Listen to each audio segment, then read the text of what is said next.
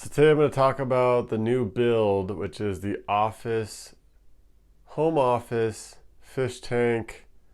I don't even know what to call it. I don't know. What do you call this thing? It's a desk that's going to house 3 fish tanks. That's what it is.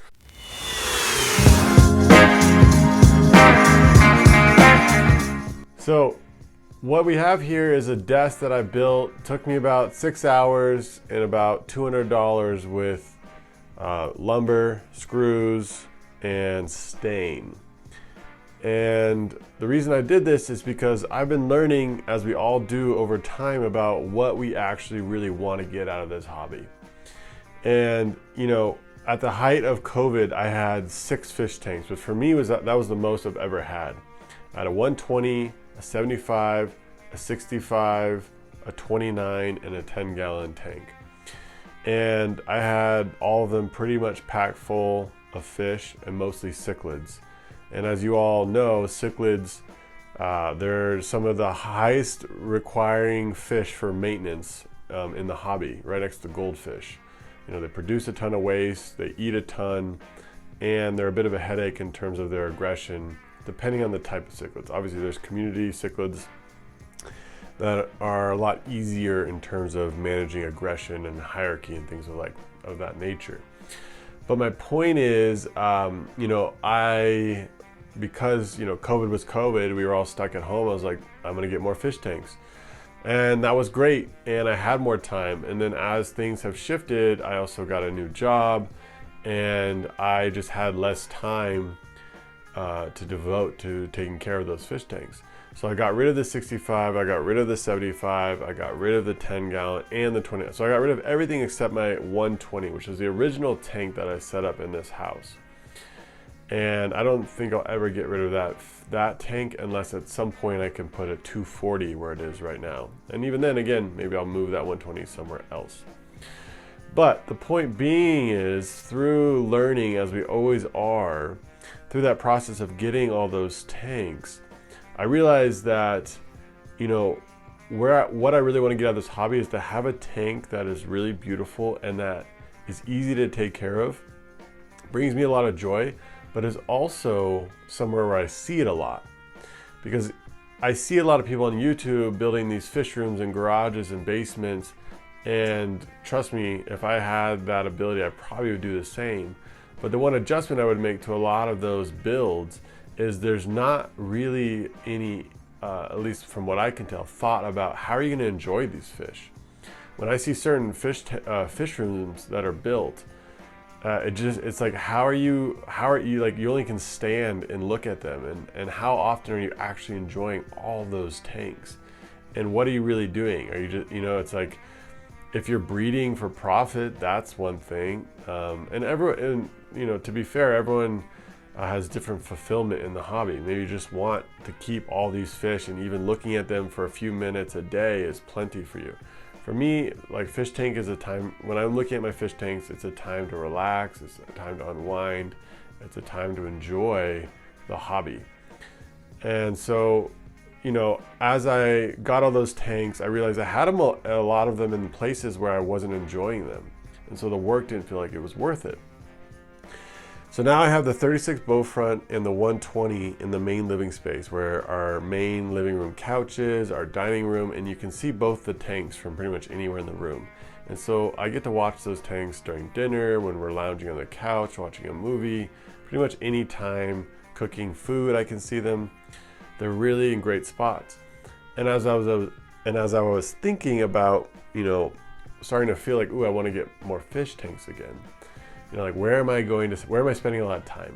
I had one in the bedroom, never really watched it unless I was about to go to bed. So I saw it for maybe 10 minutes, 20 minutes a day, and it just didn't feel worth it. So for me, it's like thinking about, I have a home office, and there were 3 inspirations for this. One was, I saw a YouTuber who recently did an entertainment system of fish tanks. So it was like, there's the TV, and then it was like 20 gallons. I think he had, how many? Like 6 20-gallon tanks that kind of framed in the TV. And it looked amazing. It was super cool. So I was like, I just felt like, ooh, I want to do something for my office desk. And I also, the desk I had before just was like this random desk that was here when we bought this house. It was left in the garage. I refinished it. It's like a nice desk. I'll put in some pictures you can see right now. But ultimately, you know, my legs rubbed on the drawer. You know, it wasn't as wide as I wanted. So this was an opportunity not only to build a custom desk that fits me now perfectly, but also to put fish tanks in a place where I'm spending a lot of my time, right? I have a job where I'm working, you know, 9 to 5 during the day, and now I'll be able to look at fish while I work, which, you know, who doesn't want to do that if you're an aquarium hobbyist like we are? So let's get into it. So the way I built this is there's 2 spaces here, and they're perfect measurements. They're a little bigger, obviously, to fit 2 29-gallon tanks. So I have 129, 129. The top is built for a 55-gallon. As far as stock, my plan is for 129 is going to have a flower horn blood parrot. If you've seen those, I'll throw a picture up for that. I've had one before. They're super awesome. It'll be happy in a 29 for 90% of its life. You know, flower horn parrots get about 5-6 inches. A 29 is 30 by 12 by 18.